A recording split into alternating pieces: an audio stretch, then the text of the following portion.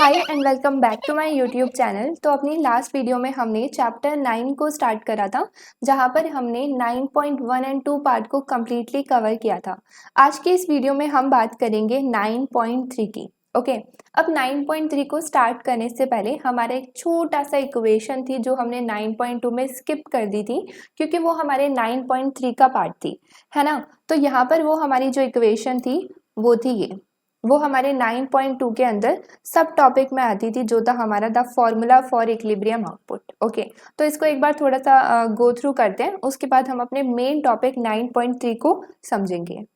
तो यहाँ पर अगर हम इस इक्वेशन की बात करते हैं तो उससे पहले हम देखते हैं कि हमारी जो इक्विलिब्रियम कंडीशन थी, जहाँ पर हमें इक्विलिब्रियम लेवल ऑफ आउटपुट या फिर इनकम अचीव होता था, वो क्या था। तो हमारी जो ये कंडीशन थी वो हमारी इक्विलिब्रियम कंडीशन थी। जब हमारा y is equal to AD होता है, दैट मीन्स कि हमारा जो इकोनॉमी के अंदर आउटपुट प्रोड्यूस हो रहा है, जब वो एग्जैक्टली इक्वल होता है इकोनॉमी के अंदर जिस आउटपुट की डिमांड की जा रही है, जितने आउटपुट की डिमांड की जा रही है, तो हमारी इक्विलिब्रियम लेवल ऑफ आउटपुट या इनकम को हम अचीव कर पाते हैं। अब हमारी जो ये इक्विलिब्रियम कंडीशन थी, इसको हमने ग्राफिकली भी देखा हुआ था। ग्राफिकली हमने बेसिकली कैसे देखा था, हमने दो लाइंस को लिया था, हमारी 45 डिग्री की लाइन और हमारी AD कर्व की लाइन। इन दोनों लाइन को हमने ग्राफिकली प्लॉट करा। हमने देखा ये जहाँ पर इंटरसेक्ट हो रही है, वहाँ पर हम अपने इक्विलिब्रियम लेवल ऑफ आउटपुट या फिर इनकम को अचीव कर पा रहे हैं। जहाँ पर ये दोनों आपस में इंटरसेक्ट हो रही हैं, वहाँ पर हम अपने इक्विलिब्रियम लेवल ऑफ आउटपुट और इनकम को अचीव कर पा रहे हैं। दूसरा, हमने इसी सेम कंडीशन को एल्जेब्रिकली भी देखा, इक्वेशन वाइज भी देखा। तो उसमें हमने बेसिकली कैसे देखा, हमने देखा कि हमारी यही सेम कंडीशन थी, यही हमारी सेम कंडीशन थी। इसके अंदर जो भी हमारे AD के कंपोनेंट्स थे हमने वो पुट करे। तो उसमें हमारा एक कंपोनेंट ऐसा भी था जो हमारा कंजम्पशन कंपोनेंट था, जिसके अंदर y जो है आता है। हमने y को लेफ्ट हैंड साइड भेजा, कॉमन लिया, डिनोमिनेटर में कुछ आया, तो यहाँ पर एट द एंड उसको सॉल्व कर कर जो हमारी इक्वेशन थी वो कुछ इस तरीके से आ गई थी, जो कि क्या शो करती है बेसिकली कि मेरा जो इक्विलिब्रियम लेवल ऑफ आउटपुट या इनकम है उसको हम किस तरीके से ड्राइव करते हैं, हम इसको मल्टीप्लाई कर देते हैं इससे, तो हमारा इक्विलिब्रियम लेवल ऑफ आउटपुट और इनकम जो है अचीव हो जाता है, आ जाता है। अब यहाँ पर जो हमने पॉइंट मिस कर दिया था, जो हमने इक्वेशन मिस कर दी थी, वो थी हमारी ये इक्वेशन। तो हमारी जो ये इक्वेशन है वो एज सच सेम ही है, बस यहाँ पर हमने क्या करा है, दो ट्रायंगल्स को शो करा है जो कि शो करते हैं हमारे चेंज को। तो यहाँ पर हमारी ये इक्वेशन क्या शो करती है कि अगर मेरा A बार चेंज होता है तो ऑब्वियसली मेरा Y भी चेंज होगा, लेकिन ये इक्वेशन शो करती है कि कितना चेंज होगा। जैसे कि अगर हम बात करते हैं A बार की, हमारा ऑटोनॉमस AD, तो हमारा अगर ऑटोनॉमस AD इंक्रीज होता है, लेट सपोज अगर हमारी इन्वेस्टमेंट की डिमांड इंक्रीज हो जाती है, तो हमारा जो A बार है वो इंक्रीज हो जाएगा, है ना। अब ये इंक्रीज हुआ है तो हमने क्या देखा है कि हमारा जब A बार इंक्रीज होगा तो मेरा जो AD है वो हमारा अपवर्ड शिफ्ट हो जाएगा। तो हमारा जो इक्विलिब्रियम है, ये हमारा इनिशियल पॉइंट था, ये बिफोर हो गया 45 डिग्री से इंटरसेक्ट करता हुआ, तो हमारा जो Y है वो इंक्रीज हो जाता है ना। अब यहाँ पर जो हमारा y इंक्रीज होगा A बार के इंक्रीज होने से, वो कितना इंक्रीज होगा वो ये इक्वेशन शो करती है। कैसे, अगर हमारा यहाँ पर A बार इंक्रीज हुआ है ना, और हम बात कर रहे हैं कि हमारा y कितना इंक्रीज होगा, तो जितना हमारा A बार इंक्रीज हुआ है multiply by this term show करेगा कि मेरे y कितना इंक्रीज होगा, मेरा इक्विलिब्रियम लेवल ऑफ आउटपुट और इनकम कितना इंक्रीज होगा।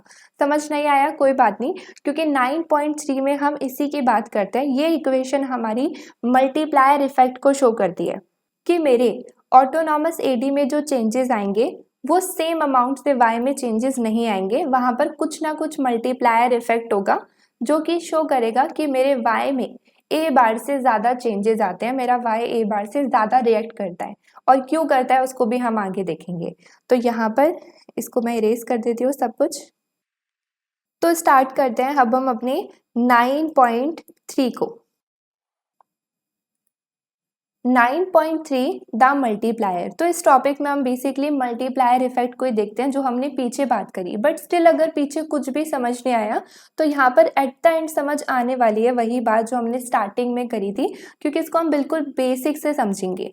तो यहाँ पर इस टॉपिक को समझने के लिए हम एक ऐसे ही नॉर्मल इक्वेशन ले लेते हैं। लेट सपोज ये y is equal to a plus B है ना। अब यहाँ पर अगर मैं बोलती हूँ कि मेरा a इंक्रीज होता है तो इस इक्वेशन में क्या होगा, मेरा y भी इंक्रीज होगा है ना। a में अगर इंक्रीज होता है तो y भी इंक्रीज होगा। लेट सपोज अगर मेरा a 100 यूनिट से इंक्रीज होता है तो क्या मेरा y 100 यूनिट से इंक्रीज होगा या 100 से कम में इंक्रीज होगा या 100 से ज़्यादा में इंक्रीज होगा। सिर्फ इस इक्वेशन को देखकर हम सिंपली बोल सकते हैं कि मेरा जो y है वो 100 से इंक्रीज होगा, मतलब वो सेम से ही इंक्रीज होगा। दैट मीन्स कि अगर इन दोनों में कोई भी चेंजेस आते हैं वो ही सेम चेंज यहाँ पर भी आएंगे। अगर मेरा a 100 से बढ़ रहा है तो मेरा ओवरऑल जो y है वो भी 100 से बढ़ जाएगा। लेकिन अगर हम अपनी इक्वेशन की बात करते हैं, अगर हम अपनी इक्वेशन की बात करते हैं तो ये हमारी इक्विलिब्रियम कंडीशन थी। यहाँ पर मैं AD की वैल्यूज को डाल देती हूँ। तो अगर हम बात करते हैं लेफ्ट हैंड साइड के, ओके, तो लेफ्ट हैंड साइड में हम बेसिकली बात कर रहे हैं सारे ऑटोनॉमस टर्म की बात, हमारी ऑटोनॉमस कंजम्पशन, ऑटोनॉमस इन्वेस्टमेंट की डिमांड, ऑटोनॉमस गवर्नमेंट की डिमांड, एनएक्स की डिमांड। तो यहाँ पर हम सारे ऑटोनॉमस जो हमारे एडी थे उनके अंदर जितने भी टर्म्स हैं उनकी हम बात कर रहे हैं। यहाँ पर हम ऑटोनॉमस एडी की बात कर रहे हैं जिसको हम रिप्रेजेंट करते हैं ए बार के अंदर। तो यहाँ पर अगर हम बात करते हैं ऑटोनॉमस की, है ना, लेट सपोज मेरी ऑटोनॉमस इनकम की जो डिमांड है वो इंक्रीज हो जाती है। तो अब यहाँ पे मेरा क्वेश्चन आता है कि अगर ये इंक्रीज होता है तो हमारा ये भी इंक्रीज होगा, सिंपल बात। लेकिन अगर मेरा ये यहाँ पर ऑटोनॉमस इन्वेस्टमेंट 100 यूनिट से इंक्रीज होता है तो सेम क्वेश्चन कि क्या मेरा वाई यहाँ पर 100 यूनिट से इंक्रीज होगा, उससे ज़्यादा से होगा, उससे कम से होगा, किससे इंक्रीज होगा। तो यहाँ पर हम बात करते हैं कि अगर ये 100 यूनिट से इंक्रीज हुआ है तो यहाँ पर ये सेम से इंक्रीज नहीं होता। यहाँ पर हमारा जो y है वो सेम से इंक्रीज नहीं होगा। यहाँ पे हम बात कर रहे हैं कि अगर हमारे ऑटोनॉमस में कोई भी चेंजेस आते हैं तो हमारा जो y चेंज हो रहा है वो सेम अमाउंट से चेंज नहीं होगा। ऐसा क्यों होता है, यहाँ पे हमने जो ये एक बेसिक इक्वेशन ली थी यहाँ पे तो सेम अमाउंट से हो रहा था चेंजेस, सेम अमाउंट से इंक्रीज हो रहे थे। लेकिन यहाँ पर हम बात कर रहे हैं कि सेम से नहीं होगा। ऐसा क्यों होगा, इसका क्या लॉजिक है, क्योंकि यहाँ पर अगर हम अपनी इक्वेशन को और ड्राइव करते हैं, अगर हम सारी वैल्यूज़ को यहाँ पर पुट करते हैं तो हम क्या देखते हैं कि हमारे एडी को हम और कैसे लिख सकते हैं, हम यहाँ पे अपनी कंजम्पशन की वैल्यूज़ को डाल देंगे, हम अपने बाकी ऑटोनॉमस टर्म्स को लिख देंगे। तो यहाँ पर ये जो हमारी इक्वेशन है, अब इस इक्वेशन को देखो, ये हमने अपनी इक्वेशन को और जो है सिंप्लीफाई कर दिया। नीचे हमारी जो ये इक्वेशन थी एडी की उसको हमने नीचे और खोल कर लिख दिया, है ना। यहाँ पर हमने इसे नीचे और खोल कर लिख दिया। अब यहाँ पर हम सेम वही बात करते हैं जो हमने ऊपर बात करी। अगर मेरा यहाँ पर ये ऑटोनॉमस इन्वेस्टमेंट इंक्रीज हो जाता है 100 यूनिट से, लेट सपोज, तो मेरा जो वाई है वो इंक्रीज तो होगा, बट क्या वो सेम 100 यूनिट से इंक्रीज होगा। तो यहाँ पर हम बोल रहे हैं कि वो सेम से इंक्रीज नहीं होगा। सेम से इंक्रीज क्यों नहीं होगा, क्योंकि यहाँ पर क्या डिफरेंस हम देख रहे हैं कि मेरा जो y है वो यहाँ पर इंक्लूड है, लेकिन मेरा जो y है वो राइट हैंड साइड भी तो है ना। तो यहाँ पर अगर मेरा यहाँ पे चेंजेस आता है कुछ और जिसकी वजह से मेरे यहाँ पे चेंजेस आते हैं तो मेरे यहाँ पे भी चेंजेस आएंगे, क्योंकि y तो यहाँ पे भी है। तो हमारा जो y है वो इंक्रीज तो होता है बट सेम से इंक्रीज नहीं होता। अगर यहाँ पे y नहीं होता तो हमारा सेम से होता, लेकिन यहाँ पे भी हमारा y है, हमारे राइट हैंड साइड भी y जो है मौजूद है, तो यहाँ पे हमारा सेम इफेक्ट नहीं होगा। यहाँ पे हमारा कोई y साइड नहीं था तो यहाँ पे इन दोनों में जो भी चेंजेस आ रहे थे तो यहाँ पे भी सेम चेंजेस आ रहे थे। लेकिन अगर हमारा यहाँ पे राइट हैंड साइड भी कोई y होता तो यहाँ पे भी सेम जो है चेंजेस नहीं आते। अब यहाँ पर अगर हम अपनी इक्वेशन की बात करें, ये जो हमने बात करी है पूरी कि सेम जो है चेंजेस नहीं आएंगे, तो किस तरीके से चेंजेस आएंगे, कितना इंक्रीज होगा। अगर यहाँ पर हमारा जो ये इन्वेस्टमेंट है वो 100 से इंक्रीज हो जाता है तो यहाँ पे मेरा जो y है वो सेम से इंक्रीज नहीं हो रहा तो कितने से होगा, उसको हम आगे समझते हैं।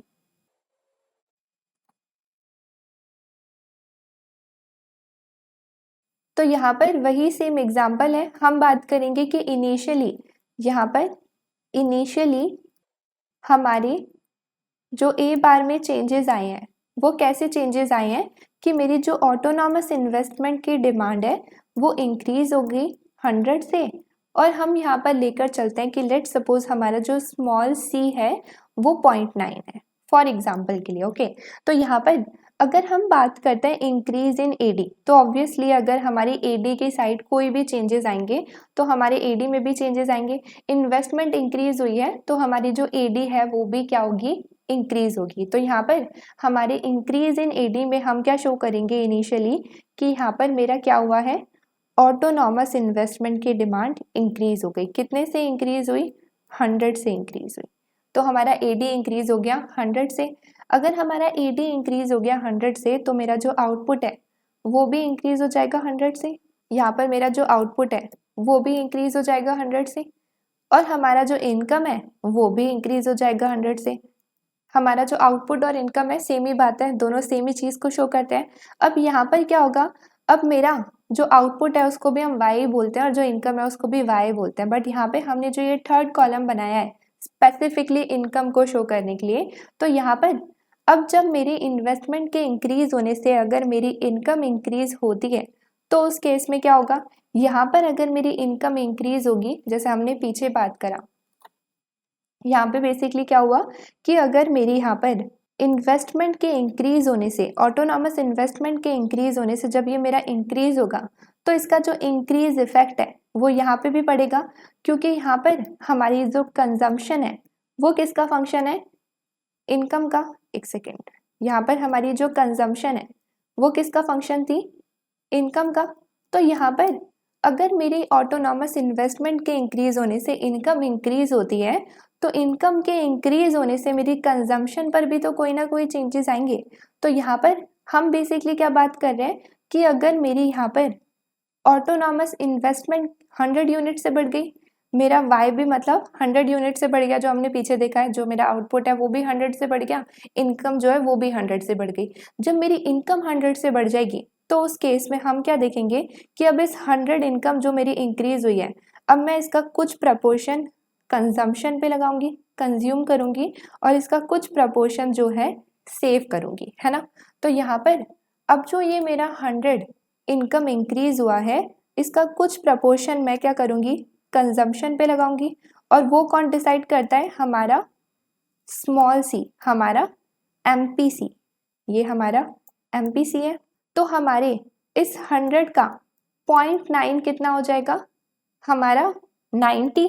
तो यहाँ पर हमारी क्या हो जाएगा, 90 कंजम्पशन इंक्रीज हो जाएगी। यहाँ पर हमारी जो कंजम्पशन है,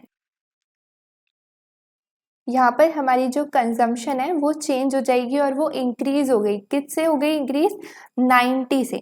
अब उसके बाद जब हमारी कंजम्पशन इंक्रीज हो गई है, ऑब्वियसली हमारी जो कंजम्पशन है वो AD साइड होती है ना। तो हमारा जो AD है वो फिर से इंक्रीज हो जाएगा।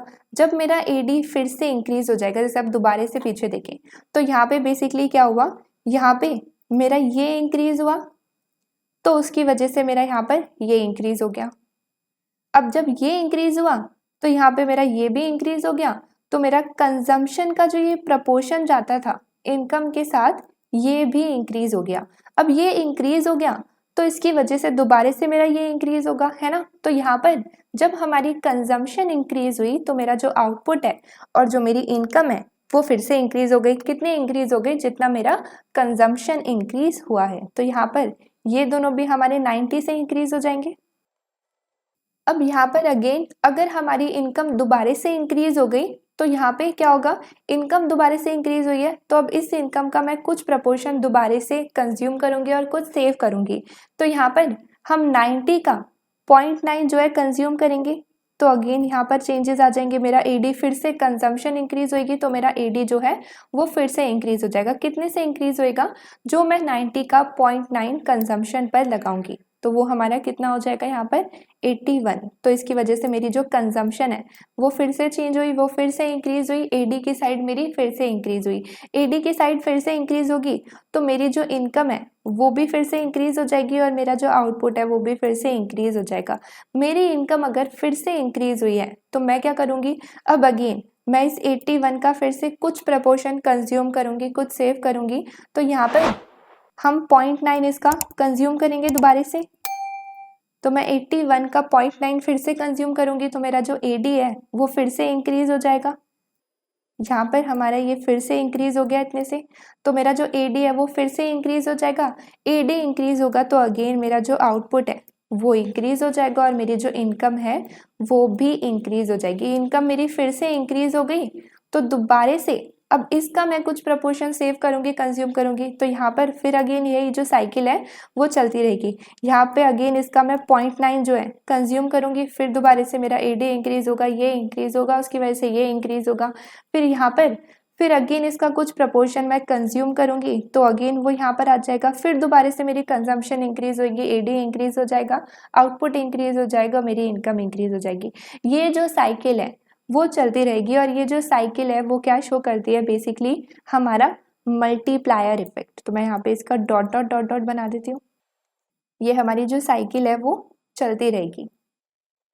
तो अगर हम बात करें कि ये जो इनिशियली मेरा चेंज आया था हमारी इन्वेस्टमेंट में, ऑटोनॉमस इन्वेस्टमेंट में जो मेरा इंक्रीज आया था 100 से, उससे मेरी ओवरऑल इनकम में कितने चेंजेस आए, ओवरऑल इनकम में कितने चेंजेस आए, या फिर अगर हम बोलें ओवरऑल आउटपुट में कितने चेंजेस आए, या फिर हम सिंपली बोलें कि मेरे वाई में कितने चेंजेस आए, तो उसको अब हम यहाँ पर मेजर करते हैं। तो हम इसे किस तरीके से मेजर करेंगे कि मेरा टोटल वाई में कितना चेंजेस आया, basically total change in Y, इसको मैं ऐसे लिख देती हूँ शॉर्ट में। तो यहाँ पर टोटल वाई में हमारा कितना चेंजेस आया कि जब मेरी ऑटोनॉमस इन्वेस्टमेंट इंक्रीज हुई तो उसकी वजह से मेरा जो वाई है वो भी इंक्रीज हो गया था। वाई इंक्रीज होने की वजह से हमारी जब इनकम इंक्रीज हुई तो मैं उसका कुछ प्रपोर्शन अगेन कंज्यूम करूंगी जो इंक्रीज हुई है और कुछ उसका सेव कर दूंगी। तो मैं कितना कंज्यूम करूंगी, 0.9। तो जब मैंने 0.9 कंज्यूम करा तो मेरी एडी इंक्रीज हो गया, मेरी इनकम फिर से इंक्रीज हो गई। इनकम कितने से इंक्रीज हुई, 90 से। देन अगेन उसके बाद कुछ प्रपोर्शन मैंने कंज्यूम करा उसका और फिर दोबारा से मेरी इनकम इंक्रीज हो गई 81 से, और फिर अगेन 81 का मैंने कुछ प्रपोर्शन जो है कंज्यूम करा, दोबारा से मेरी इनकम इंक्रीज हो गई 72.9 से, एंड अगेन मैंने इसका कुछ कंज्यूम करा और फिर अगेन मेरी इनकम इंक्रीज हो गई। तो ये जो साइकिल है वो चलती रहेगी। अब यहाँ पर मैं अगेन इसका कॉमन ले लेती हूँ 100 बाहर। इसको हमने मनी मल्टीप्लायर में भी देखा था थोड़ा सा, इस तरीके से इसको सॉल्व करते हैं हम। तो यहाँ पर ये मैं क्या देख रही हूँ कि ये जो हमारी ब्रैकेट के अंदर की चीज़ है ये हमारी क्या है, जीपी सीरीज बना रही है, इन्फिनिटी जीपी सीरीज। तो हमारी इन्फिनिटी जीपी सीरीज का जो सम है उसको हम किस तरीके से मेजर करते हैं, इस तरीके से। ये उसका फॉर्मूला होता है जिसमें हमारा जो आर है वो लेस देन 1 होना चाहिए। अब यहाँ पर हमारा जो आर है वो बेसिकली क्या होता है, कॉमन रेशियो जो सब में मल्टीप्लाई होता जा रहा है। तो हमारा जो यहाँ पे आर है वो क्या है, यहाँ पे हमारा जो आर है वो 0.9 है कॉमन रेशियो। और अगर हम बात करते हैं ए की तो वो होता है हमारा फर्स्ट टर्म जो कि 1 है। तो यहाँ पर अगर मैं इस फॉर्मूले को यहाँ पे पुट करूँ तो ये 100 हमारा एज इट इज़ आ जाएगा, यहाँ पे हमारा आ जाएगा 1 डिवाइडेड बाय 1 माइनस हमारा आर जो कि है हमारा 0.9। अगर हम इसको सॉल्व करते हैं तो यहाँ पे ये आ जाएगा हमारा 100, यहाँ पे आ जाएगा 1 डिवाइडेड बाय 0.1, फिर यहाँ पर अगर मैं इसका पॉइंट हटा देती हूँ तो ऊपर 0 आ जाएगा। तो ये हमारा पूरी वैल्यू आ जाएगी 1000। तो हमने बेसिकली यहाँ पर क्या देखा कि इनिशियली अगर हमारा ए बार चेंज होता है तो उसके चेंज होने से हमारा जो वाई है वो भी चेंज होगा। बट हमने देखा कि उसमें सेम चेंजेस नहीं आते। सेम चेंजेस इसलिए नहीं आते क्योंकि हमारे राइट हैंड साइड भी एक वाई मौजूद होता है जिसकी वजह से मल्टीप्लायर इफेक्ट होता है। तो बेसिकली जैसे हमने क्या देखा कि अगर हमारी ऑटोनॉमस इन्वेस्टमेंट इंक्रीज होती है 100 से, है ना, तो ऑटोनॉमस इन्वेस्टमेंट इंक्रीज हुई तो उसकी वजह से हमारा जो एडी है वो भी इंक्रीज हो जाएगा 100 से। एडी इंक्रीज होगा तो मतलब हमारा जो वाई है वो भी इंक्रीज हो जाएगा। दैट मीन्स कि हम उसे या तो बोले इंक्रीज इन इनकम या फिर इंक्रीज इन आउटपुट, है ना। अब यहाँ पर हमारी जब इनकम इंक्रीज हुई तो हमने क्या देखा था कि हमारा जो कंजम्पशन है वो हमारी इनकम का फंक्शन होता था। तो अगर मेरी इनकम इंक्रीज हुई है, एडिशनल इनकम मुझे मिल रही है, तो अब उस एडिशनल इनकम का कुछ proportion me as a consumer, me as a individual मैं क्या डिसाइड करूंगी, कुछ मैं अपने पास रखूंगी, कुछ मैं सेव करूंगी। तो यहाँ पे जो मेरी इनकम ये इंक्रीज हुई है, अब मुझे 100 जो है एक्स्ट्रा मिल रहे हैं, तो इस एक्स्ट्रा का कुछ प्रपोर्शन मैं अपने पास रखूंगी, कुछ मैं सेव करूंगी। तो यहाँ पे इस 100 का 0.9 मेरे को कंज्यूम करना था, तो यहाँ पे मैंने इस 100 का 0.9 अपनी कंजम्पशन पे लगाया, बाकी मैंने सेव कर दिया।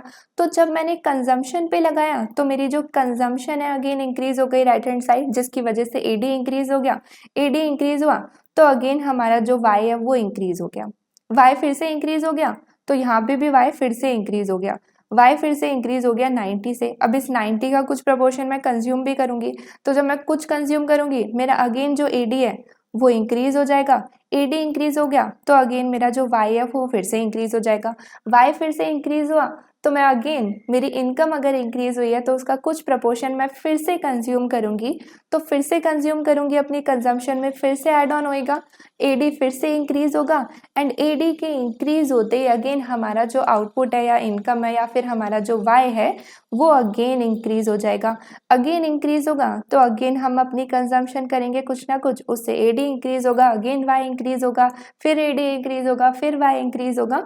तो ये जो हमारा मल्टीप्लायर इफेक्ट है ये चलता रहेगा चलता रहेगा चलता रहेगा चलता रहेगा। कब तक चलता रहेगा, तो हमने यहाँ पर बेसिकली क्या देखा, जब हमारा इनिशियली इन्वेस्टमेंट इंक्रीज हुई ऑटोनॉमस तो उससे मेरी ओवरऑल इनकम कितनी इंक्रीज हुई इकोनॉमी के अंदर, वो हुई हमारी 1000, यहाँ पर 1000 आएगा सॉरी, तो वो हमारी कितनी हुई 1000। मतलब मेरा एडी साइड अगर ऑटोनॉमस एडी 100 से इंक्रीज होता है तो उसका इफेक्ट मेरी इनकम पे क्या आ रहा है 1000।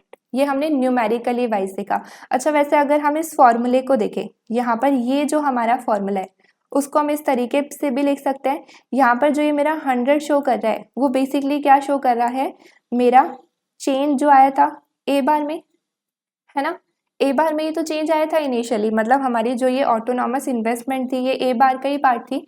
तो ए बार में जो मेरा चेंजेस आया मल्टीप्लाई बाय हमारा 1 डिवाइडेड बाय 1 माइनस हमारा स्मॉल सी, और हमारा स्मॉल सी बेसिकली क्या था 0.9, तो 1 माइनस स्मॉल सी हमारा 0.1 हो जाएगा, जो कि हमारा यहाँ पर ये शो कर रहा था। तो हमारा ये वही फॉर्मूला है जिसकी हमने चैप्टर के स्टार्टिंग में बात करी थी और हमने न्यूमेरिकली देखा कि ये किस तरीके से आता है। अब हम इसको ना थोड़ा बुक वाइज पढ़ते हैं कि बुक वाइज हम इस फॉर्मूले को किस तरीके से ड्राइव करते हैं। बुक वाइज फिर से पढ़ेंगे ना तो फिर से और अच्छे से समझ आ जाएगा। यहाँ पर मैं से ओके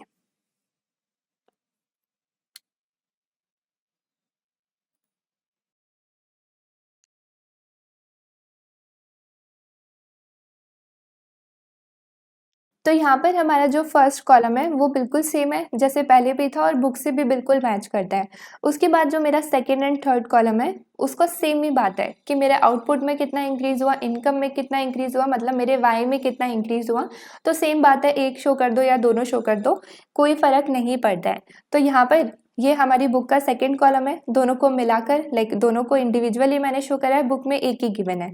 अब यहाँ पर अगर हम बात करें फोर्थ कॉलम की तो ये हमारी बुक में थर्ड कॉलम गिवन है जो कि शो करता है कि मेरी टोटल चेंजेस कितने आए इनकम में, या फिर हम बोले टोटल इंक्रीज कितना हुआ है इनकम में अगर मेरा एडी इंक्रीज होता है तो ये हमारा जो टोटल इंक्रीज हुआ है या तो हम इसे एंड में शो कर दें या इसका कॉलम बना के दिखा दें, दोनों सेम ही बात है। अब अगर हम बात करते हैं यहाँ पर इंक्रीज इन एडी, एडी जो है वो हमारा इंक्रीज होता है। तो राउंड 1 में हमें गिवन है कि हमारा जो एडी है वो इंक्रीज होता है किस अमाउंट से, change in A bar amount से। जैसे हमारा पहले में क्या हो रहा था 100 अमाउंट से हो रहा था, अब इसमें change in A bar amount से हमारा जो एडी है वो इंक्रीज हो रहा है। तो इसको मैं ब्रैकेट में इस तरीके से भी लिख सकती हूँ। लेट सपोज हम ले लेते हैं इसका reason, due to increase in autonomous investment demand. अगर मेरा ऑटोनॉमस इन्वेस्टमेंट की डिमांड इंक्रीज होता है तो उस केस में क्या होता है, मेरा जो ए बार है वो इंक्रीज हो जाएगा। ए बार के अंदर ही हमारा आई बार आता है, इसलिए तो आई बार इंक्रीज हुआ है तो मेरा जो ए बार है वो भी इंक्रीज होगा। ए बार इंक्रीज होगा तो मेरा जो ए डी है वो भी इंक्रीज होगा। किस अमाउंट से मेरा ए डी इंक्रीज होगा, तो वो हमारे राउंड 1 में शो किया गया है। हमारा राउंड 1 में जो हमारा ए डी इंक्रीज हुआ है वो किस अमाउंट से हुआ है, इस अमाउंट से। अब इस अमाउंट से मेरा ए डी इंक्रीज हो गई, मेरी राइट हैंड साइड इंक्रीज हो गई, तो मेरी लेफ्ट हैंड साइड भी हो जाएगी जो कि मेरे वाई को शो कर दिया है। तो यहाँ पर हमारा जो वाई है वो भी सेम अमाउंट से इंक्रीज हो जाएगा, हमारा आउटपुट भी हो जाएगा और हमारी इनकम भी हो जाएगी, जो कि सेम बात है।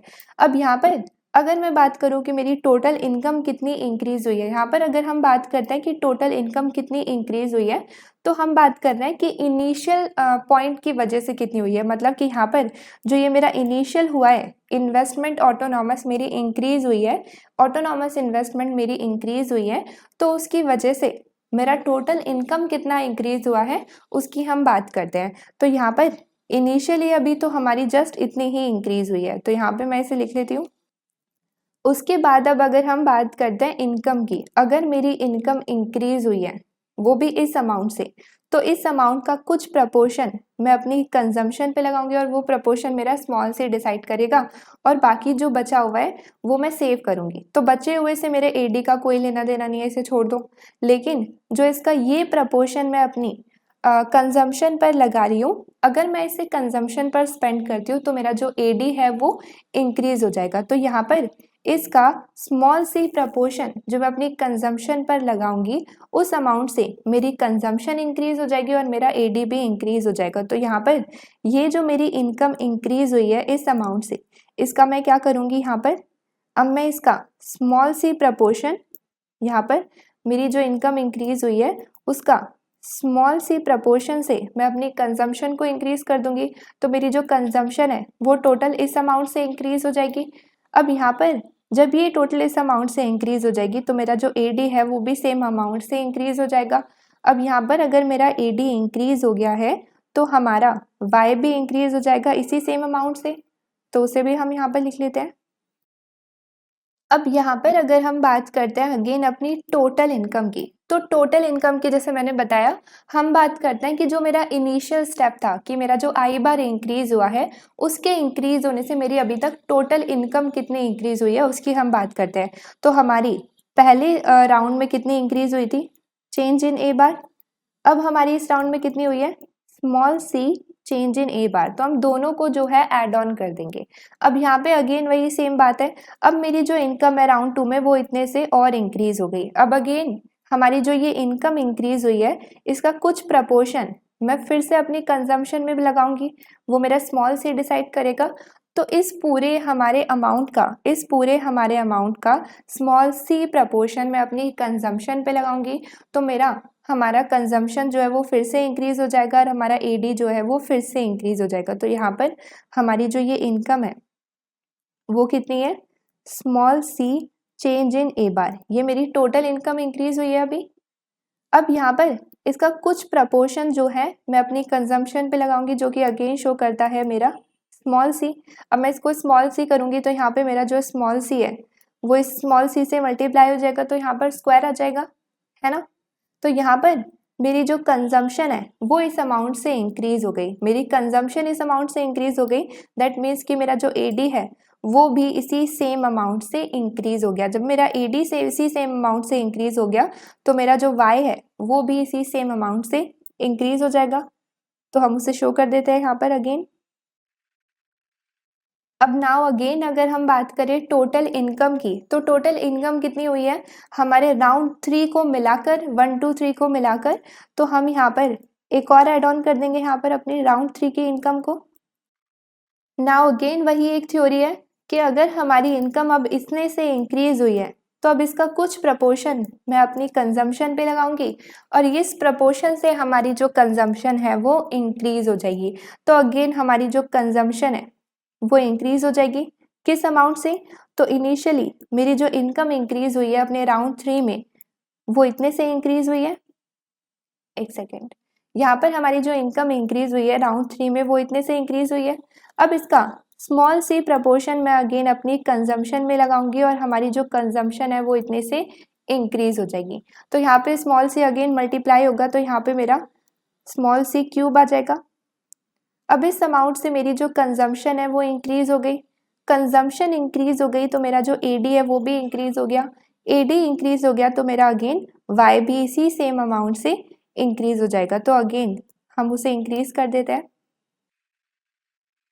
अब यहाँ पर अगर हम बात करें अगेन अपनी टोटल इनकम की, तो हम इनिशियल से ही बात करेंगे कि इनिशियली जब हमने ए बार जो चेंज आया मेरे में, या फिर अगर हम बात करें initially due to increase in आई बार हमारी टोटल इनकम कितनी क्रिएट हुई है, तो हम अपनी सारे राउंड्स की इनकम की बात करते हैं बेसिकली। तो यहाँ पर हम सबको ऐड ऑन कर देंगे अगेन।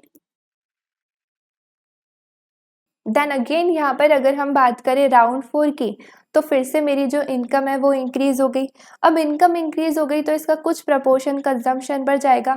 अब इस प्रपोर्शन से फिर मेरी कंजम्पशन इंक्रीज हो जाएगी, फिर से कंजम्पशन इंक्रीज हुई, फिर से एडी इंक्रीज हो जाएगा, फिर से एडी इंक्रीज हुआ, फिर से हमारा वाई इंक्रीज हो जाएगा, वाई इंक्रीज हुआ, फिर से हमारी कंजम्पशन इंक्रीज हो जाएगी, फिर से कंजम्पशन इंक्रीज हुई, फिर से एडी इंक्रीज होगा, फिर से इनकम इंक्रीज होगी, फिर से कंजम्पशन इंक्रीज होगी। तो ये जो साइकिल है वो चलती रहेगी। कब तक चलती रहेगी? यहाँ पर जब तक हमारी इंक्रीज इन एडी और हमारी इंक्रीज इन इनकम की वैल्यू कम से कम मतलब छोटी से छोटी ना हो जाए। अब यहाँ पर अगर हम बात करें इंक्रीज इन टोटल इनकम की, कि यहाँ पर ये जो मेरा इनिशियल इंक्रीज हुआ है इससे मेरी टोटल इनकम कितनी इंक्रीज होगी, तो यहाँ पर हम उसे सम कर देते हैं। तो यहाँ पे जब ये साइकिल चलती रहेगी तो ये जो वैल्यू है वो और आगे ऐड ऑन होती रहेगी। यहाँ पर अगर मैं इसे देखूं तो हम इसे ऐसे लिख सकते हैं, ये हमारी इन्फिनिटी तक जा रही है, वैल्यू ऐड ऑन होती रहेगी। अब यहाँ पर हम क्या करेंगे, इसमें हम इसमें ए बार कॉमन ले लेंगे, चेंज इन ए बार हम अपना कॉमन ले लेंगे, और यहाँ पर हमारा जो चेंज इन ए बार है वो बेसिकली क्या शो कर रहा है कि जो इनिशियल चेंज हुआ था हमारा, जैसे कि हमारी लास्ट स्लाइड में जब हमने देखा था, तो जो हमारा 100 था जो इनिशियली हमने चेंज करा था ए बार वो, तो यहाँ पर वो हमारा बाहर कॉमन आ गया। अब यहाँ पर हम इसमें ले लेंगे 1 प्लस हमारा सी प्लस हमारा सी स्क्वायर प्लस हमारा सी क्यूब, और ये वैल्यू भी अगेन हमारी इन्फिनिटी तक जाती रहेगी। अब यहाँ पर अगेन हमारी जो ये ब्रैकेट के अंदर वैल्यूज हैं ये जीपी सीरीज बना रही है, जैसे हमने लास्ट में देखा। तो यहाँ पर वही सेम फॉर्मूला है हमारा जीपी का, ए डिवाइडेड बाय हमारा 1 माइनस आर। हमारा ए क्या शो करता है, हमारा फर्स्ट टर्म, आर जो होता है वो हमारा कॉमन रेशियो होता है, और यहाँ पर ये हमारा जो जीपी का फॉर्मूला है वो इन्फिनिटी जीपी का सम करती है, और यहाँ पर हमारा जो आर है वो लेस देन 1 होना चाहिए।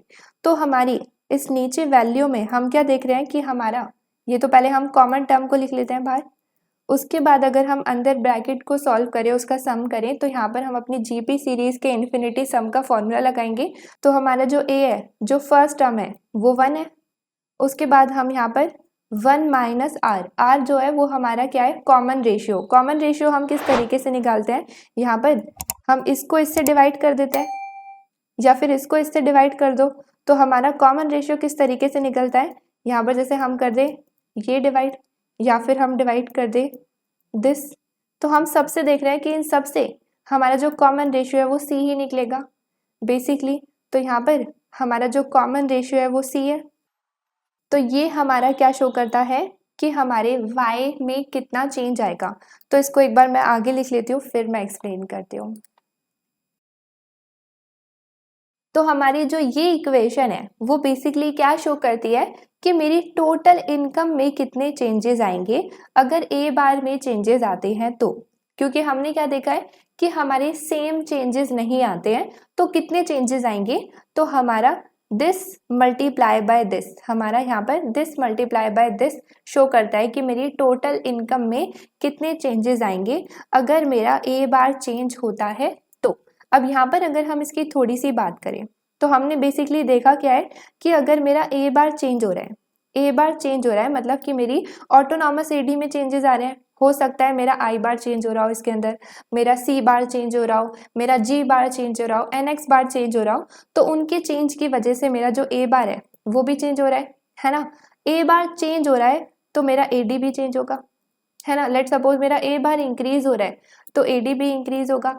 AD इंक्रीज होता है तो AD किसके इक्वल है, Y के ही तो इक्वल है। तो हमारा AD इंक्रीज होता है तो मेरा क्या होता है, यहाँ पर Y भी इंक्रीज होता है। अब Y के इंक्रीज होने से हम क्या देख रहे हैं कि AD के साइड एक ऐसा टर्म है हमारा कंजम्पशन, जो कि Y पर डिपेंड करता है, जो कि किसका फंक्शन है, यहाँ पर हमारा जो कंजम्पशन है वो किसका फंक्शन है, Y का। मतलब कि वो Y पर डिपेंड करता है, Y पे डायरेक्टली डिपेंड करता है। अगर यहाँ पर मेरा Y इंक्रीज हुआ है तो अब मेरी कंजम्पशन भी इंक्रीज होगी। कितने से इंक्रीज होगी वो डिपेंड करती है स्मॉल c पर। जितना मेरा Y इंक्रीज हुआ है उतने से स्मॉल c प्रपोर्शन हमारी कंजम्पशन इंक्रीज हो जाएगी। कंजम्पशन इंक्रीज हो गई तो अगेन वो मेरी AD साइड आती है, तो मेरा जो AD है वो फिर से इंक्रीज हो जाता है, मेरा Y फिर से इंक्रीज हो जाता है और फिर से वही जो साइकिल हम पढ़कर आए हैं वो चलती रहती है।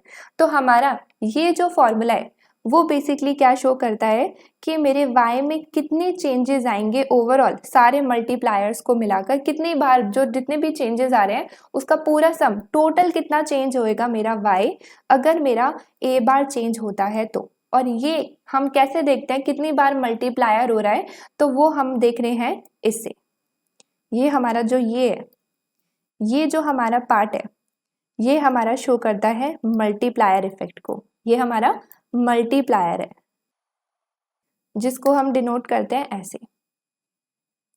ये हमारा मल्टीप्लायर है। मल्टीप्लायर हम इसे क्यों बोल रहे हैं कि यहाँ पर जो भी चेंजेस आ रहे हैं ए बार में उसको हम अपने मल्टीप्लायर से मल्टीप्लाई करेंगे, इतनी टाइम्स करेंगे तो हमारा शो होगा कि मेरे y में कितने चेंजेस आ रहे हैं। ओके, अब यहाँ पर हम अपने मल्टीप्लायर को इस तरीके से भी लिख सकते हैं। यहाँ पर मैं अपनी चेंज इन ए बार को इस साइड भेज दूंगी तो मेरा मल्टीप्लायर कुछ इस तरीके से शो होगा, और इसी सेम को मैं इस तरीके से भी लिख सकती हूँ।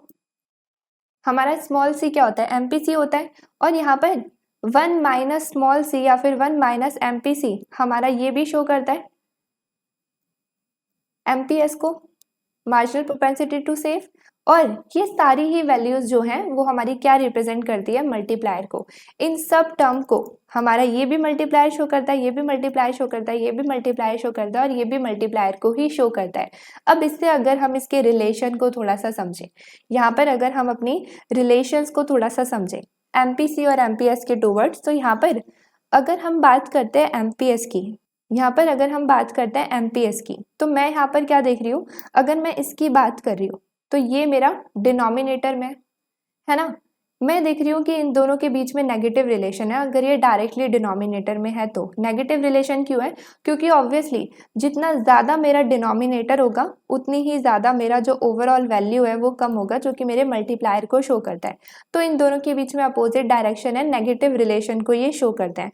तो यहाँ पर मैं इसको सिंपली ऐसे लिख सकती हूँ कि जब मेरा MPS इंक्रीज होगा उतना ही कम मेरा मल्टीप्लायर होगा, सेम इसका जस्ट अपोजिट। और अगर मैं बात करूं MPC की, तो अगर मैं ये इसका रिलेशन देखती हूँ इसके साथ, तो इन दोनों के बीच में पॉजिटिव रिलेशन है। क्यों, क्योंकि यहाँ पर जितना ज़्यादा मेरा MPC होगा उतना ही ज़्यादा कम मेरा डिनोमिनेटर होगा, जितना कम डिनोमिनेटर होगा उतनी ही ज़्यादा मेरा ओवरऑल वैल्यू जो है वो इंक्रीज करेगा। तो यहाँ पर अगर हम इसका रिलेशन देखते हैं तो इसका रिलेशन जस्ट इसका अपोजिट है, यहाँ पे तो पॉजिटिव रिलेशन है। अगर मेरा MPC इंक्रीज करेगा तो मेरा जो मल्टीप्लायर है वो भी इंक्रीज करेगा, और अगर मेरा MPC फॉल करता है, कम होता है, तो मेरा मल्टीप्लायर भी जो है कम होता है। तो हमारी ये सारी बातें हो गई, ये हमने ये सारी चीज़ें देख ली। अगर हम बात करते हैं इस चीज़ की, हमारे इस वाले टर्म की, ये जो हमारा मल्टीप्लायर शो कर रहा है, तो यहाँ पर अगर हम अपने मल्टीप्लायर को इस तरीके से लिखते हैं, ओके, तो हमारा ये बेसिकली क्या शो कर रहा है कि यहाँ पर मेरी ऑटोनॉमस AD जो इनिशियली चेंज हो रही है उसकी वजह से मेरी ओवरऑल Y में जो चेंजेस आ रहे हैं उसका जो डिवीजन है वो मेरा मल्टीप्लायर शो करता है। दैट मीन्स कि यहाँ पर हम सिंपली देख लेते हैं, जब मैंने वैल्यूज़ को मेजर करा था, है ना, तो वहाँ पे जो मेरा Y था, Y में जो चेंजेस आए थे वो कितने से इंक्रीज हुए थे मेरे Y, 1000 से। और यहाँ पर हमने जो देखा था कि इनिशियली जो मेरा ए बार इंक्रीज हुआ था वो किस वजह से हुआ था, जब मैंने आई बार को 100 से इंक्रीज कर दिया था। तो यहाँ पर हमारा चेंज इन ए बार को मैं यहाँ पे 100 लिख लेती हूँ। तो इस केस में मेरा जो मल्टीप्लायर है वो बेसिकली क्या है, 10 है ना। ऐसे देख लिया हमने। दूसरा हम इसको किस तरीके से देख सकते हैं, यहाँ पर जब मैंने वो एग्जाम्पल लिया था, यहाँ पर हम देख सकते हैं जब मैंने यहाँ पर एग्जाम्पल लिया था तो इस केस में मेरा जो MPC था वो 0.9 था। तो इसको मैं इस तरीके से भी लिख सकती हूँ, यहाँ पर हमारा जो मल्टीप्लायर है वो क्या है, 1 माइनस MPC। तो यहाँ पर मेरा जो MPC था वो 0.9 था। तो अगेन इसको सॉल्व कर कर हम 10 ले सकते हैं। यहाँ पर 0.1 हो जाएगा, पॉइंट हटाऊंगी तो ऊपर 0 आ जाएगा, तो यहाँ पर भी 10 हो जाएगा। तो हम देख सकते हैं कि ये सेम चीज़ भी हमारा जो है मल्टीप्लायर को शो करती है। और बेसिकली ये क्या दिखा रही है कि यहाँ पर मेरे इनिशियल ऑटोनॉमस एडी में चेंजेस आने की वजह से जो मेरे वाई में चेंजेस आए हैं वो, तो यहाँ पर कितना चेंजेस आया कि मेरा ऑटोनॉमस एडी में जो चेंजेस आया उससे मेरे जो वाई में चेंजेस आए हैं वो कितने आए हैं, 10 गुना ज्यादा। अभी सेम हमारे मल्टीप्लायर की वर्किंग को एक बार ग्राफिकली भी देख लेते हैं। तो अगर हम बात करते हैं डायग्राम की, तो हम सबसे पहले इनिशियल सिचुएशन को ड्रॉ करते हैं जो हमारी इक्विलिब्रियम की होती है, जहां पर हमारा दोनों लाइन आपस में इंटरसेक्ट करती है, हमारी 45 डिग्री और हमारा एडी कर्व की लाइन। तो ये मैंने ग्राफ बना दिया, एक सेकेंड, यहाँ पर ये मैंने ग्राफ बना दिया। अब यहाँ पर मैंने अपनी 45 डिग्री लाइन को ऐसे रिप्रेजेंट कर दिया रेड से, और यहाँ पर मैं अपने एडी को ले लेती हूँ इस तरीके से। अब मैं ग्राफ को एक्सप्लेन नहीं करूँगी कि ये इस तरीके से क्यों बने हैं, क्यों ड्रॉ हुए हैं, कहाँ से स्टार्ट हुए हैं, ऐसे क्यों है। ये सारी चीज़ें मैं ऑलरेडी अपने इससे पहले वाले पार्ट में एक्सप्लेन कर चुकी हूँ।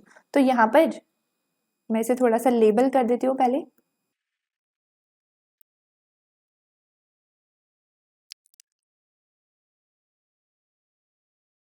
तो ये हमारी बिफोर सिचुएशन हो गई। अब यहाँ पर हमारी जो ये 45 डिग्री की लाइन है ये बेसिकली क्या शो करती है कि y is equal to A D. 45 degree की लाइन का जो हर पॉइंट है वो शो करता है कि मेरा y मतलब इनकम या आउटपुट एडी के एग्रीगेट डिमांड के एग्जैक्टली इक्वल है। मतलब जो आउटपुट प्रोड्यूस हो रहा है और आउटपुट की जो डिमांड हो रही है वो 45 डिग्री की लाइन पर हर पॉइंट पर इक्वल है। क्योंकि यहाँ पर 45 डिग्री की लाइन क्या शो करती है कि मेरे एक्स एक्सिस के वेरिएबल एग्जैक्टली इक्वल होंगे वाई एक्सिस के वेरिएबल से। और हमारे एक्स एक्सिस पे बेसिकली क्या है, हमारा y मतलब हमारा इनकम या आउटपुट जिसको हम y बोलते हैं, और हमारे y एक्सिस पे बेसिकली क्या है, हमारा AD। अब अगर हम बात करते हैं चलो मल्टीप्लायर की, तो मल्टीप्लायर में हमने क्या देखा था, अपना ही एग्जांपल ले लेते हैं। लेट सपोज अगर मेरा आई बार इंक्रीज हो जाता है, आई बार इंक्रीज होगा तो उससे क्या होगा, मेरा जो ए बार है वो भी इंक्रीज हो जाएगा। और जो मेरा ए बार ये इंक्रीज हो रहा है इसको मैं बोल रही हूँ मेरा जो न्यू ए बार है वो है ए बार डैश, है ना। अब जब मेरा ए बार ये इंक्रीज हुआ, यहाँ पर जब ये मेरा ए बार इंक्रीज हुआ तो मेरा यहाँ पर एडी भी इंक्रीज हो गया। अब जो ये मेरा एडी इंक्रीज हुआ है तो मतलब मेरा जो एडी है वो अपवर्ड शिफ्ट हो जाएगा और पैरेलल शिफ्ट होगा पुराने एडी से, क्योंकि हमारे स्लोप में तो कोई भी चेंजेस नहीं है। अब जब ये हमारा एडी अपवर्ड शिफ्ट होगा तो जो मेरा न्यू एडी बनेगा उसको मैं बोल रही हूँ एडी डैश, है ना। अब इस सेम चीज को हम अपने ग्राफ में शो कर देते हैं। यहाँ पर मैं अपना न्यू एडी बना देती हूँ पैरेलल टू बिफोर, तो उसको मैं ले लेती हूँ लेट सपोज येलो से। तो यहाँ पर इसके पैरेलल मैंने ये बना दिया, एक सेकेंड, ये बना दिया। अब यहाँ पर ये मेरा हो गया न्यू एडी। इसका जो इंटरसेक्टिंग पॉइंट है वो कहाँ पे है, यहाँ पर। इंटरसेक्टिंग पॉइंट किससे, हमारी 45 डिग्री की लाइन से। ये हमारा न्यू एडी हो गया और इसका ये इंटरसेक्टिंग पॉइंट है। इसमें न्यू एडी को प्लॉट कर देते हैं यहाँ पे, AD dash is equal to हमारा ए बार डैश प्लस हमारा स्मॉल सी वाई, क्योंकि यहाँ पर हमारा जो स्लोप है वो दोनों में सेम है तो ये हमारे पैरेलल शिफ्ट हुए हैं। और इनके बीच का जो ये डिफरेंस है वो बेसिकली क्या है कि मेरा जो ए बार में चेंजेस आए हैं, मतलब कि जो मेरा आई बार इंक्रीज हुआ, इसकी हम आगे बात करेंगे। तो यहाँ पर जब मेरा एडी अपवर्ड शिफ्ट हो गया पैरेलल, तो उस केस में हमारा जो न्यू इक्विलिब्रियम पॉइंट है, न्यू इक्विलिब्रियम पॉइंट क्या होता है, जब हमारा एडी इंटरसेक्ट करता है 45 डिग्री की लाइन से। तो यहाँ पर हमारा न्यू AD 45 डिग्री की लाइन से यहाँ पर इंटरसेक्ट कर रहा है। तो इस केस में मेरा जो आउटपुट का लेवल होगा, इक्विलिब्रियम लेवल ऑफ आउटपुट या फिर हम बोलते हैं इक्विलिब्रियम लेवल ऑफ इनकम, वो मेरा यहाँ पर आ जाएगा। तो इसको मैं ले लेती हूँ y डैश। अब यहाँ पर इसको ध्यान से देखते हैं। अब हम बात करते हैं कि मेरा जो ये इंक्रीज हुआ है, यहाँ पर ये जो मेरा अपवर्ड शिफ्ट हुआ ये बेसिकली क्या शो कर रहा है कि मेरे ए बार में जो चेंजेस आए हैं, है ना। तो इसकी जो ये डिस्टेंस है वो ये शो कर रही है। उसके बाद अगर हम बात करें इस डिस्टेंस की, ये जो डिस्टेंस ये डिस्टेंस क्या शो कर रही है कि मेरे y में कितने चेंजेस आए, है ना। अब यहाँ पर हम बेसिकली क्या देख रहे हैं, अगर मैं इसका ट्रायंगल बना देती हूँ, अगर मैं इसका यहाँ पर ट्रायंगल बना देती हूँ, इसको हम ले लेते हैं ग्रीन कलर से लेट्स सपोज। तो ये अगर मैं इसे यहाँ पर ज्वाइन कर देती हूँ, अगर हम इसे यहाँ पर ट्रायंगल बना देते हैं, तो मैं बेसिकली क्या देख रही हूँ कि इस ट्रायंगल की ये जो डिस्टेंस है वो क्या शो कर रही है, चेंज इन y में जो चेंजेस आए, है ना, क्योंकि यहाँ पर हमारी ये डिस्टेंस भी यही थी तो ये डिस्टेंस भी हमारी यही होगी, है ना। अब उसके बाद हम अगर बात करें इस डिस्टेंस की, तो यहाँ पर हमारी यहाँ तक जो डिस्टेंस है वो तो हमारी ये है, लेकिन अगर हम बात करते हैं पूरी डिस्टेंस की, इस पूरी डिस्टेंस की, तो हमारी ये पूरी जो डिस्टेंस है वो भी हमारी चेंज इन y को शो करती है। चेंज इन y को बेसिकली क्यों शो करती है, क्योंकि यहाँ पर जब हमने ये ट्रायंगल ड्रॉ करा तो ये हमारा 90 डिग्री एंगल को शो करता है ना। और यहाँ पर ये 90 है और ये वाला एंगल हमारा क्या होगा, तो हम यहाँ पे सिंपली देख सकते हैं, अगर ये मेरा 45 है तो ये भी मेरा यहाँ पर 45 होगा। और सारे एंगल्स का सम कितना होता है 180। तो यहाँ पे अगर ये 45 है, ये 90 है, तो हमारा जो ये वाला एंगल है वो भी 45 हो जाएगा, है ना। अब जब यहाँ पर हमारे दो एंगल्स इक्वल होते हैं, तो हमने प्रॉपर्टी पढ़ी थी ट्रायंगल की, जब दो एंगल्स इक्वल होते हैं तो यहाँ पर ये दोनों साइड्स भी इक्वल हो जाएंगी। तो यहाँ पर हमारी जो ये साइड है वो हमारा चेंज इन y को शो करती है, तो हमारी ये साइड भी जो है वो चेंज इन y को शो करेगी, है ना। यहाँ तक समझ आया। इसको मैं यहाँ पर ले लेती हूँ, ये न्यू इक्विलिब्रियम पॉइंट है। यहाँ पर ये जो पॉइंट है इसको मैं यहाँ पर ले लेती हूँ G,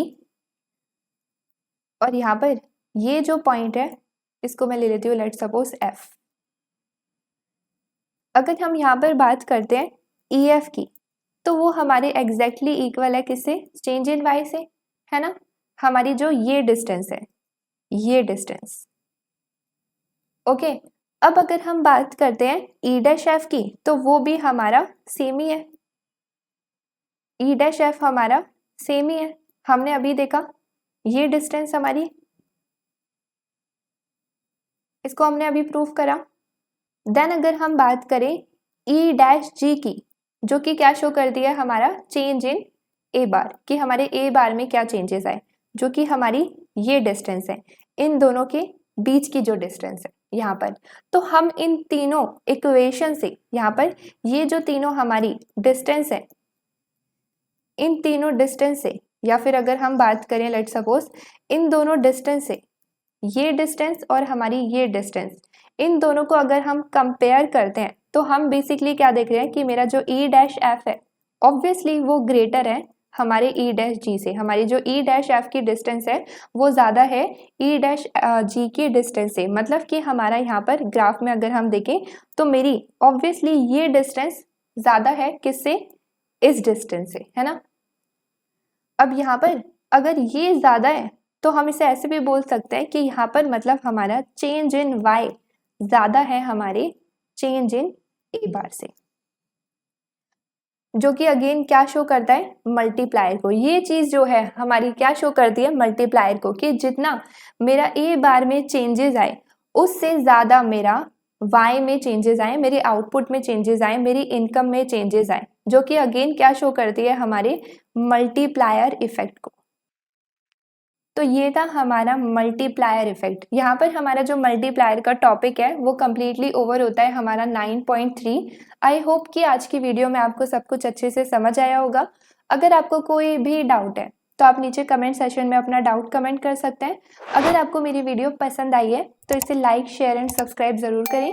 मिलते हैं हम अब अपनी नेक्स्ट वीडियो में, तब तक के लिए बाय बाय।